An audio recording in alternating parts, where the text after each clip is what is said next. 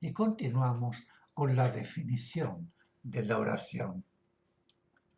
Acostúmbrense a orar con fe absoluta y a desechar la duda o el temor. Estas son vibraciones negativas que, irradiando de ustedes, dificultan el acercamiento de las vibraciones positivas que deberán conformar los hechos que esperan y por los cuales ruegan. La práctica constante de la oración, hecha con verdadera fe y amor, los va rodeando de vibraciones positivas que les permitirán obtener más rápidamente nuestra amorosa respuesta. ¿Dónde y cuándo se debe orar? Puede orarse en todas partes, en la calle, en un automóvil, en un vagón, en el escritorio, en la escuela, en la oficina. Pero se reza mejor en los campos, en las montañas, en los bosques, junto al mar o en la soledad del cuarto.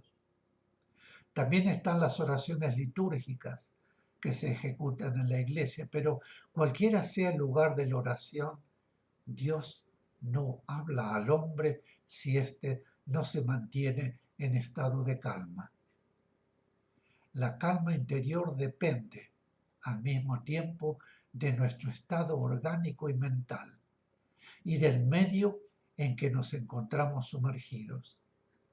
Pero la paz del cuerpo y del espíritu es difícil de conseguir en medio de la confusión.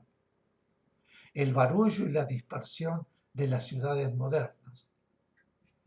Es sólo haciéndose un hábito de orar que la oración sobre el carácter, siendo preciso, por tanto, orar frecuentemente.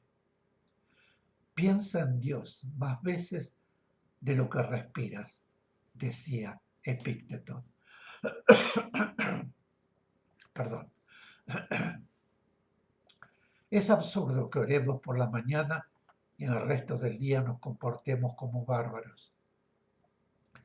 Pensamientos cortos o invocaciones mentales pueden mantener al hombre en presencia de Dios. Y toda nuestra manera de proceder es entonces inspirada por la oración, así comprendida. La plegaria se convierte en un modo de vivir. Ahora, a continuación, iremos a los efectos de la oración. Si me permiten, voy a tomar un poco de agua, por favor. Gracias.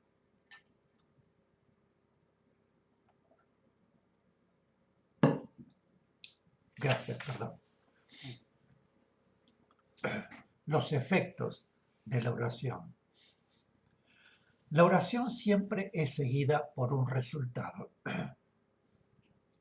cuando es hecha en condiciones convenientes. Nunca hombre alguno oró sin aprender alguna cosa. Entre tanto, el rezar es considerado por los hombres modernos como un hábito caído en desuso, una superstición o un resto de barbarismo. Por eso ignoramos casi completamente sus efectos. ¿Cuáles son, de hecho, las causas de esa ignorancia? En primer lugar, el poco uso de la oración. El sentido de lo sagrado está a punto de desaparecer entre los civilizados. Además, la oración es muchas veces estéril, ya que la mayor parte de los que rezan son egoístas u orgullosos y faricios, incapaces de fe y de amor. La respuesta a nuestros pedidos y a nuestro amor es dada usualmente en forma lenta, insensible e inaudible.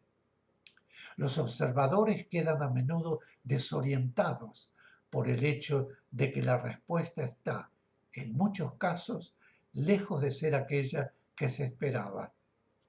Así que aquel que pide la cura de una enfermedad orgánica continúa enfermo, pero sufre una profunda e inexplicable transformación moral. efectos psicofisiológicos.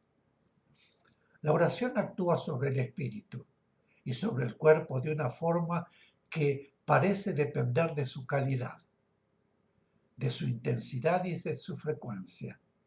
Es fácil conocer cuál es la frecuencia de la oración y en una cierta medida su intensidad. En cuanto a la calidad, se mantiene desconocida, ya que no poseemos medios para medir la fe y la capacidad de amar de los demás. Cuando la oración es habitual y verdaderamente fervorosa, su influencia se hace más manifiesta y podemos compararla a la de una glándula de secreción interna, como la tiroides o la suprarrenal. Consiste en una especie de transformación mental y orgánica que se opera en forma progresiva. Diríase que en lo más profundo de la conciencia se enciende una llama. El hombre se ve tal cual es, pone en descubierto su egoísmo, su codicia, sus juicios equivocados y su orgullo, y entonces se sujeta al cumplimiento del deber moral, procurando adquirir la humildad intelectual. Así se abre ante él el reino de la gracia. Poco a poco va produciéndose en él un apaciguamiento interior, una armonía de actividades nerviosas y morales, una mayor resignación ante la pobreza, la calumnia, las penurias y mayor capacidad para soportar, sin desfallecimiento, la pérdida de los suyos, el dolor, la enfermedad y la muerte. Por tal motivo, el médico que va a rezar a su paciente debe regocijarse, pues la calma proveniente de la oración es una poderosa ayuda para él. Sin embargo, no debemos considerar a la oración como semejante a la morfina, dado que la plegaria origina al mismo tiempo que la calma una integración de las actividades mentales y una especie de floración de la personalidad. A veces produce aún el heroísmo y marca a sus fieles con un sello particular. La pureza de la mirada, la tranquilidad del porte, la alegría serena de la expresión, la virilidad de la conducta y, si fuera necesario, la sencilla aceptación de la muerte del soldado o del mártir, traducen la presencia del tesoro que se oculta en lo íntimo de los órganos y del espíritu. La oración eleva a los hombres por encima de la estatura mental que les corresponde de acuerdo con su herencia y su educación. Este contacto con lo divino los impregna de paz. La paz irradia de ellos y llevan la paz a todas partes que vayan.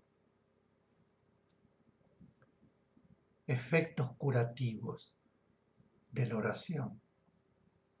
Los efectos curativos de la oración en todos los tiempos han despertado la atención de los hombres. Hoy aún es corriente oír hablar de las curas obtenidas gracias a súplicas dirigidas a Dios y a los santos, aunque cuando se trata de dolencias susceptibles de curarse espontáneamente o con ayuda de medicamentos vulgares, es difícil saber cuál fue el verdadero agente de la cura. Es solamente en los casos en que la terapéutica es inaplicable o en que no produce efecto, que los resultados de la oración pueden ser verificados en forma segura. La repartición médica de Lourdes ha prestado un gran servicio a la ciencia, demostrando la realidad de esas curas. La oración tiene a veces un efecto que podríamos llamar explosivo. Hay enfermos que han sido curados casi instantáneamente de afecciones tales como el lupus facial, cáncer, infecciones renales, tuberculosis pulmonar, tuberculosis ósea, peritoneal, etc. El fenómeno se produce casi siempre de la misma manera. Un gran dolor y enseguida la percepción de estar curado. En algunos segundos o cuando mucho en algunas horas los síntomas desaparecen y las lesiones orgánicas cicatrizan. El milagro es caracterizado por una extraña aceleración de los procesos normales de cura, y tal aceleración nunca fue observada hasta el presente, en el transcurso de experiencias hechas por cirujanos y fisiólogos. Para que estos fenómenos se produzcan, no es necesario que el enfermo ore, pues han sido curadas en Lourdes criaturas que aún no hablaban y también personas incrédulas. Alguien, entre tanto, oraba cerca de ellos. La oración hecha por otro es siempre más fecunda que la hecha por la propia persona, interesada en recibir los beneficios. De la intensidad de la plegaria es que parece depender su efecto. Tales son los resultados de la oración de que yo tengo conocimiento cierto. Lo que sabemos ya en forma segura es que la oración produce efectos palpables. Por muy extraño que esto pueda parecer, deben considerar como real que quien pide recibe y que siempre se abre la puerta a quien golpea. La importancia de la oración está en relación directa con su intensidad, emanada de la fe del que ora y con su intención, conectada con los sentimientos del que pide. Es pues la práctica de la oración no solamente una forma de pedir, sino un medio de obtener, ya que la oración siempre habrá de obtener su efecto. Pero el efecto de la oración responde siempre a la fe y a la intención del que ora. Nada habrán de valer las oraciones meramente recitadas, pues no es sólo la palabra la necesaria, sino la vibración que la define y la conecta. Y esa vibración, que depende de la fe y el sentimiento, puede ser densa o sutil, y por lo tanto llegar hasta la elevación sublime o quedarse en planos inferiores. No suponga que es orar pedir con desesperación las realizaciones de su propia vida humana. Orar es entregar con fe absoluta en el amor y el poder divino, manifestado en los seres superiores a quienes se ora. Los problemas y los deseos de bien que deseen ver transformados en realizaciones. Acostúmbrense a pedir siempre el bien de sus hermanos. Así su espíritu encontrará fácilmente el camino que lo conectará con las fuentes de todo bien. Cuando necesiten pedir para ustedes mismos, una oración bien practicada puede considerarse como una realización efectuada. Pues si aparentemente los hechos que ustedes pueden ver no concuerdan con los que esperan, sabrán que si al orar piden el bien, la respuesta será siempre el bien que necesitan, aun cuando ese bien deba llegarles con apariencia completamente diferente de la que ustedes esperaban. Mis queridos, vamos a hacer otro pequeño corte y volvemos. Gracias.